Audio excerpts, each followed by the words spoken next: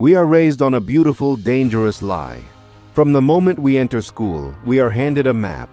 Study hard, get the grades, get the degree, and final, secure a seat in a glass office.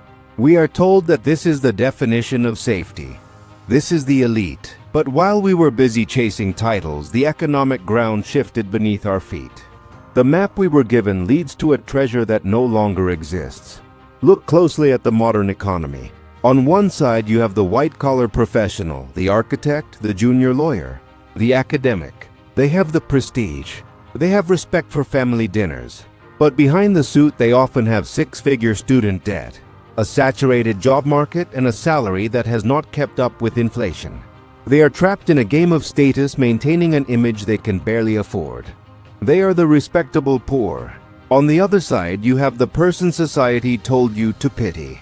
The master plumber, the specialized welder, the electrician. They have no fancy title.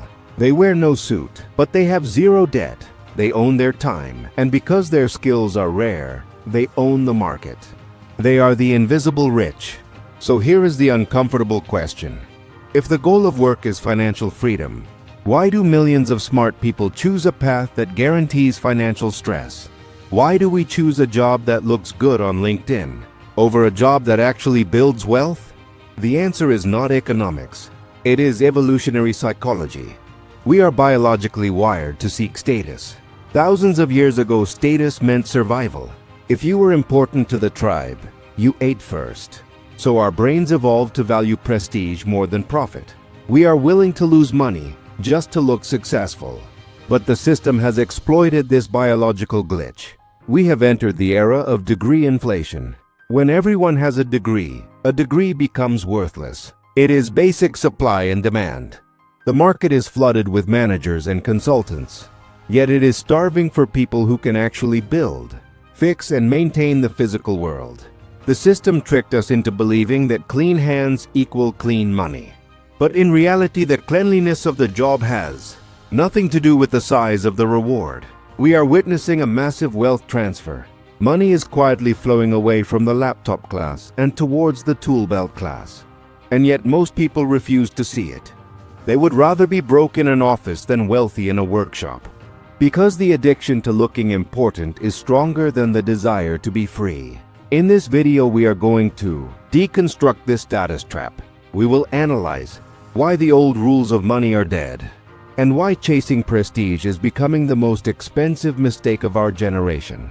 But be warned, once you see the trap, you can never look at your career or your title the same way again. Let's put emotions aside for a moment and look at the cold, hard math. Because numbers do not care about your title. For the last 40 years, society ran a massive experiment. We told an entire generation that the only way to succeed was to go to university. And they listened. The result? We flooded the market. This created what economists call credential inflation. Think of a degree like currency. When a government prints too much money, the value of the money crashes. The same happens with education. When everyone has a bachelor's degree becomes the new high school diploma. It is no longer a differentiator. It is the bare minimum entry ticket to a game that keeps getting harder to play.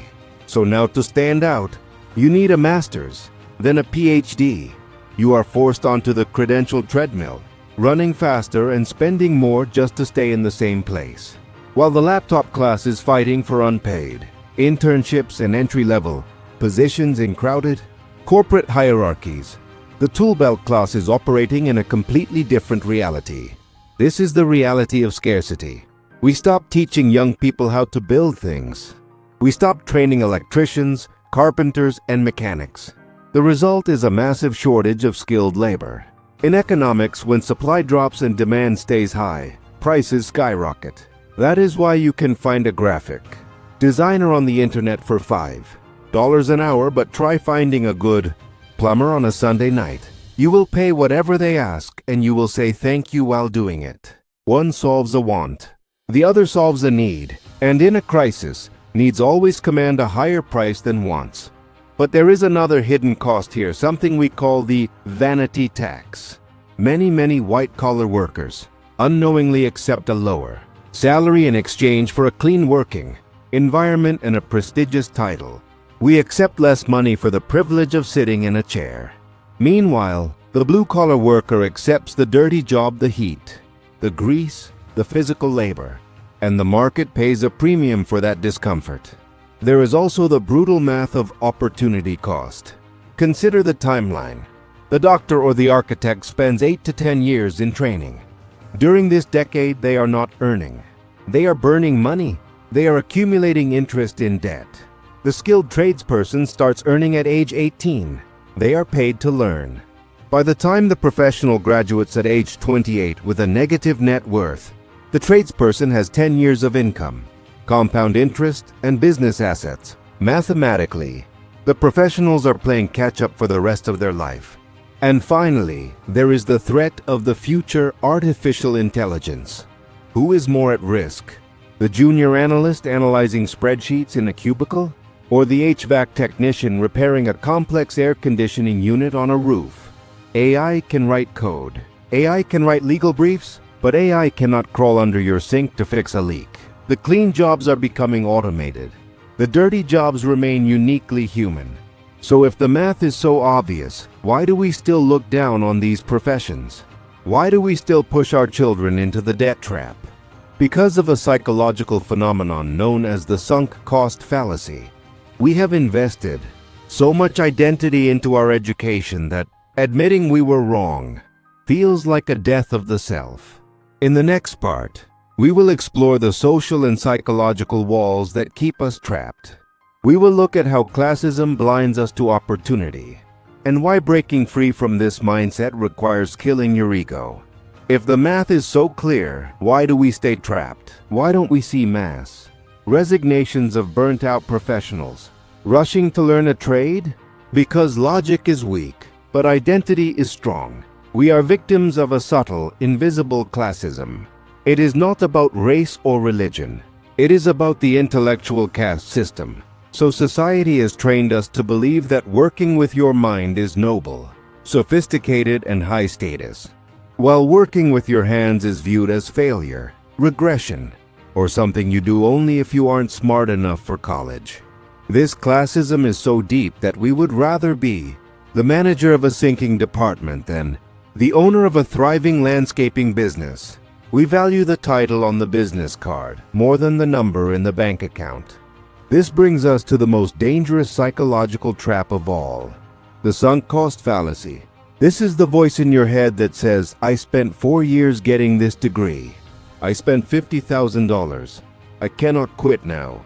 So instead of cutting your losses, you invest more time into a career that makes you miserable. You protect your past investment by destroying your future happiness. We are also addicted to social validation. The modern career is often just an expensive performance for other people. Think about the dinner party test. When someone asks, "What do you do?" we want to say something that makes people nod with respect. I am a consultant. I work in finance. It feels good for 5 seconds. But that 5 seconds of validation comes at the cost of 50 hours of weekly stress. The irony is painful. The corporate worker sits in a glass tower, thinking they have made it. But they are terrified of their boss, terrified of layoffs, and terrified of HR. They have high status, but zero autonomy. The skilled tradesperson is often covered in dust, but they answer to no one. If a client is rude, they can walk away. They have low status, but total autonomy. We have confused looking rich with being free. We built a golden cage of degrees, titles, and mortgages to impress people we don't even like. And we are too proud to admit that the door to the cage is open. In the final part, we will discuss the escape, how to redefine success, how to break the ego addiction, and why the future belongs to those who are humble enough to learn a hard skill. Let's return to the promise of our title. Why is the plumber often richer than the doctor? It is not just about the hourly rate. It is about the business model. The doctor, despite their prestige, is often trapped in a linear equation. They trade time for money. If they do not show up, they do not get paid. They are high-paid laborers in a golden cage. The smart plumber, however, realizes something else. He doesn't just unclog drains. He builds a system. He hires 3 other plumbers. He manages the contracts. He scales. While the doctor is stuck in the hospital at 2 a.m., paying off student loans, the plumber is sleeping while his business generates cash flow. He realized that wealth does not come from doing what is impressive. It comes from doing what is essential and scalable. This is the ultimate escape from the status trap. You must stop viewing your career through the lens of your ego and start viewing it through the lens of the market. The market does not care about your suit. It does not care about your parents' pride. It cares about value. So what is the solution? Do we all quit our jobs and grab a wrench? No. The solution is psychological freedom. It is the ability to look at a dirty job and see the gold hidden inside it. It is the humility to learn a skill that society mocks, knowing it will pay for the freedom society craves. We need to redefine rich. Rich is not a title. Rich is not a degree on the wall. Rich is autonomy. Rich is zero debt. Rich is the ability to sleep at night because you have a skill that robots cannot replace and recessions cannot destroy. If you are currently stuck in the respectable poor trap, chasing a status that makes you miserable, maybe it is time to look down. The opportunity you are looking for might be in the work you are too proud to do. This is the core of Mindvantic.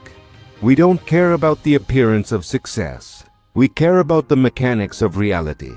If this video challenged your view of work and wealth, subscribe. We will continue to deconstruct the invisible scripts that run your life. Don't chase the status, chase the skill.